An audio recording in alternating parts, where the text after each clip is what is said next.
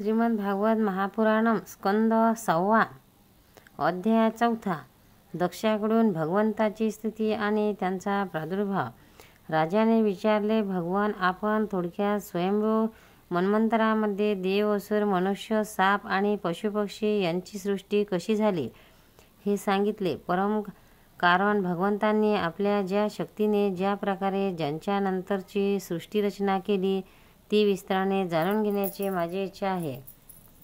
सूत म्हणतात, शौनिकादी ऋषींनो, महायोगी व्यासनंदन श्री शुकांनी हा सुंदर प्रश्न ऐकून त्यांचे अभिनंदन केले आणि म्हटले। शुक म्हणाले, राजा, प्राचीन बहीचे प्रेचिता नावाचे 10 पुत्र जेव्हा समुद्राच्या बाहेर आले तेव्हा त्यांना सगळी पृथ्वी वृक्षांनी भरून गेलेली आढळली। त्यांना वृक्षाचा फार राग आला। तपोबलामुळे तर त्यांचा क्रोध आणखी भडकला। वृक्षांना जाळण्यासाठी त्यांनी आपल्या मुखातून वायू आणि अग्नी उत्पन्न केले। परीक्षिता, जेव्हा अग्नी आणि वायू वृक्षांना जाळू लागले तेव्हा वृक्षांचा राजाधिराज चंद्र त्यांचा क्रोध शांत करीत त्यांना म्हणाला, हे महाभाग्यवान प्रजेतांनो, आपण बिचाऱ्या झाडांना द्वेष करू नका, कारण आपण प्रजेती बुद्धी करून इच्छणारे प्रजापती मानले गेलेले आहात। अहो, प्रजापतीचे अधिपती अशा अविनाशी भगवान श्रीहरींनी सर्व वनस्पती आणि औषधी यांना प्रजेच्या खाण्यापिण्यासाठीच निर्माण केले आहे। जगात पंखांनी उडणाऱ्या चालत्या फिरत्या प्राण्यांच्या भोजनासाठी फल पुष्पादी स्थिर पदार्थ आहेत। पायांनी चालण्यासाठी गवत इत्यादी विना पायाचे पदार्थ भोजन आहेत। हात असणाऱ्यासाठी वृक्ष, वेली इत्यादी बिनहाताचे आणि 2 पायाच्या माणसांसाठी धान्य, गहू इत्यादी अन्न आहे। 4 पायांचे बैल, उंट इत्यादी शेतीतून उत्पन्न होणाऱ्या अन्नासाठी सहाय्यक आहेत। हे पुण्यशील प्रजेतांनो, आपल्या पित्याने आणि देवादिदेव भगवंतांनी अशी आज्ञा केली आहे की प्रजेची उत्पत्ती करा, मग त्याचे अन्न असणारे वृक्ष जाळून कसे चालेल। आपण आपला राग आवरा आणि आपले पिता, आजोबा, पणजोबा इत्यादींनी अनुकरण केलेल्या सत्पुरुषाच्या मार्गाने जा। आई वडील मुलाचे, पापण्या डोळ्यांचे, पती पत्नीचे, गृहस्थ भिक्षुकांचे आणि ज्ञानी अज्ञानांचे हितचिंतक व रक्षक करणारे असतात। सर्व प्राण्यांच्या शरीरामध्ये भगवान श्रीहरी आत्म्याच्या रूपाने राहतात, म्हणून आपण सर्वांना भगवंताचे निवासस्थान समजा आणि असे कराल तर भगवंतांनाच प्रसन्न कराल। जो मनुष्य अकस्मात उत्पन्न झालेल्या भयंकर क्रोधाला आत्मविचाराने शांत करतो तोच तिन्ही गुणांवर विजय मिळवतो। या गरीब बिचाऱ्या वृक्षांना आणखी जाळू नका, जे काही शिल्लक आहे त्याचे रक्षण करा, त्यामुळे आपलेही कल्याण होईल। हा उत्तम कल्याणचे पालन वृक्षांनीच केले आहे, हिचा आपण पत्नी म्हणून स्वीकार करा। परीक्षिता, वनस्पतीचा राजा चंद्र याने प्रजेतांना अशा प्रकारे समजून त्यांना ब्रह्मलोकचा अप्सरेची सुंदर कन्या दिली आणि तो निघून गेला। नंतर प्रजेतांनी धर्मानुसार तिचे पाणीग्रहण केले आणि त्या प्रजेतांना या कन्येपासून प्राचितस नावाचा दक्ष उत्पन्न झाला। नंतर दक्षाच्या संततीने तिन्ही लोक भरून गेले। कन्येवर प्रेम असणाऱ्या त्याने ज्या प्रकारे संकल्पाने आणि याने विविध प्राण्यांची उत्पत्ती केली ती मी तुला सांगतो, तू लक्ष देऊ नये। परीक्षिता, अगोदर प्रजापती दक्षाने पाणी, जमीन आणि आकाशात राहणारे देव, असुर, मनुष्य इत्यादी प्रजा संकल्पनेच उत्पन्न केले। जेव्हा त्याला असे दिसले की ह्या सृष्टीची वाढ होत नाही तेव्हा त्याने विंध्याचलाच्या टेकडीवर जाऊन घोर तपश्चर्या केली। तेथे अधमशन नावाचे एक अत्यंत श्रेष्ठ तीर्थ आहे, ते सर्व पापे धुवून काढते। दक्षाने त्या तीर्थात त्रिकाल स्नान केले, तपश्चर्येने भगवंताला संतुष्ट केले। दक्षाने भगवान अधोक्षजांची हंसगृह नामक स्तोत्राने स्तुती केली, त्यामुळेच भगवंत त्यांच्यावर प्रसन्न झाले। ती स्तुती मी तुला सांगतो। प्रजापती म्हणाले, भगवान, आपली चित्तशक्ती अमोल असून आपण जीव आणि प्रकृतीचे नियंत्रक आहात। जे जीव त्रिगुणात्मक सृष्टीलाच सत्य समजतात ते आपल्या स्वरूपाचा साक्षात्कार करू शकत नाहीत, कारण आपण कोणत्याही प्राण्याने कळवणारे नाही। स्वयंप्रकाशी आणि परस्पर अशा आपल्या मी नमस्कार करतो। जसे विषय आपल्याला प्रकाशित करणाऱ्या इंद्रियांना जाणवत नाहीत, तसे जीव आणि ईश्वर शरीरातच निवास करून असूनही जीवद्वेष्टा असणाऱ्या तुमचे प्रकाशत्व जाणत नाही अशा सर्वशक्तिमान आपल्याला मी नमस्कार करतो. देह, प्राण, इंद्रिय, अंतःकरणाच्या वृत्ती, पंचमहाभूते आणि त्यांच्या तन्मात्रा हे सर्व जड असण्याकारणाने स्वतःला आणि स्वतः व्यतिरिक्त दुसऱ्याला जाणत नाही. परंतु जीव हा सर्वांना आणि त्याचे कारण अशा 3 गुणांनाही जाणतो. परंतु तो जीव सर्वांचे ज्ञाते आणि अनंत अशा तुम्हाला जाणू शकत नाही. हे प्रभो, अशा आपली मी स्तुती करतो. जेव्हा समाधी कालात दर्शन आणि स्मरण शक्तीचा लोप झालेल्याने हा नामरूप जाणणाऱ्याच्या मनाला लय होतो, त्यावेळी आपण सच्चिदानंदमय स्वरूपाने स्वतःच प्रकाशित होत असता. हे प्रभो, शुद्ध हृदय मंदिरात राहणाऱ्या शुद्ध अशा आपणास माझा नमस्कार असो. जसे यज्ञ करणारे लोक लाकडात सुप्त असलेल्या अग्नीला समिनेही नावाच्या 15 मंत्रांनी प्रगट करतात, तसेच ज्ञानी लोक आपल्या 27 शक्तींच्या द्वारा गुप्तपणे हृदयात लपलेल्या तुम्हाला शुद्ध बुद्धीने हृदयात शोधतात.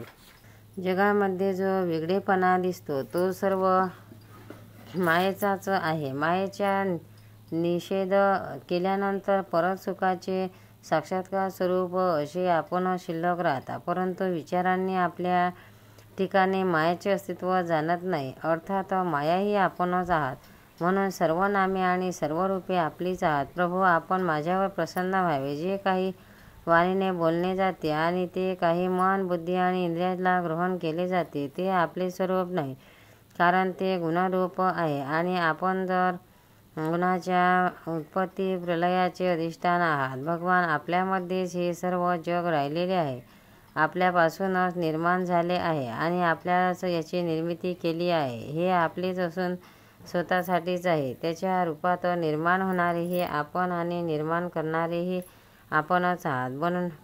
बनणे, बनविणे या क्रियाही आपणच आहात. आपणच सर्वांकडून काम करून घेणारे आहात. जेव्हा कार्य आणि कारण यात भेद नव्हता तेव्हा सुद्धा आपण स्वयंसिद्ध स्वरूपात होतात. आपण जीव जगातील भेद आणि स्वयंभेद याच्यापेक्षा सर्वदा वेगळे असे एक अद्वितीय ब्रह्म आहात. आपलाच शक्तिवादी प्रतिवादी याच्यातील विवाद आहे आणि संवाद याचा विषय सतत आणि त्यांना वारंवार मोहात टाकतात.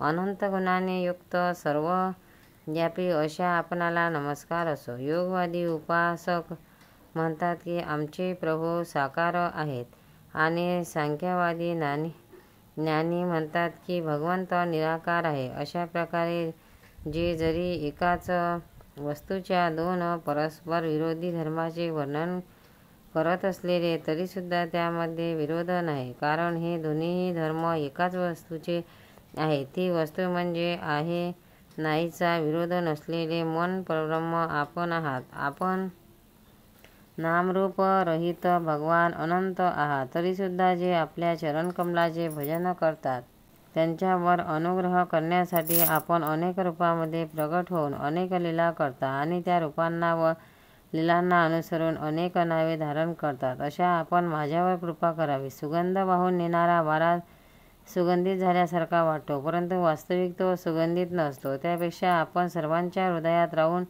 त्यांच्या सामान्य भावनेनुसार भिन्न भिन्न देवतांच्या रूपात प्रदीप्त होत असता. अशा प्रभूंनी माझी अभिलाषा पूर्ण करावी. शुकाचार्य म्हणतात, परीक्षिता, विंध्याचलाच्या त्या अधमर्षण तीर्थावर जेव्हा प्रजापती दक्षाने अशी स्तुती केली तेव्हा भक्त वत्सल भगवान त्यांच्यासमोर प्रकट झाले. त्यावेळी भगवंताने गरुडाच्या खांद्यावर चरण ठेवले होते. त्यांचे विशाल दीर्घ असे 8 हात होते. त्यात त्यांनी चक्र, शंख, तलवार, ढाल, बाण, धनुष्य, पाश आणि गदा ही आयुधे धारण केली होती. पावसाळ्यातील मेघाप्रमाणे असणाऱ्या श्यामल शरीरावर पितांबर झळकत होता. मुखमंडळ प्रफुल्लित होते. नेत्रातून कृपेचा वर्षाव होत होता. गळ्यात वनमाळा धारण केली होती. वक्षस्थळावर श्रीवत्सचिन्ह आणि कस्तुभमणी शोभत होता. बहुमोल किरीट, कडी तेजस्वी मकराकृत कुंडले, कमरपट्टा, अंगठ्या इत्यादील कडी, निपुरे आणि बाजूबंद यांनी ते शोभून दिसत होते. त्रिभुवनपती भगवंतांनी त्रैलोक्याला मोहित घालणारे रूप धारण केले होते. नारद, मंद, सुनंद इत्यादीचे पार्षद आणि लोकपाल त्यांच्याबरोबर होते. शुद्ध गंधर्व आणि चारण भगवंताच्या गुणांनी गायन केले होते. हे अत्यंत आश्चर्ययुक्त आणि अलौकिक रूप पाहून दक्ष प्रजापती वरला प्रजापती दक्षाने आनंदित होऊन भगवंताला साष्टांग नमस्कार केला. झऱ्याच्या पाण्याने जसा नद्या भरून जातात तशी परमानंदाच्या उदकाने त्याची इंद्रिय उचंबळून आली आणि अतिशय आनंदित झाल्याने तो काहीच बोलू शकत नाही.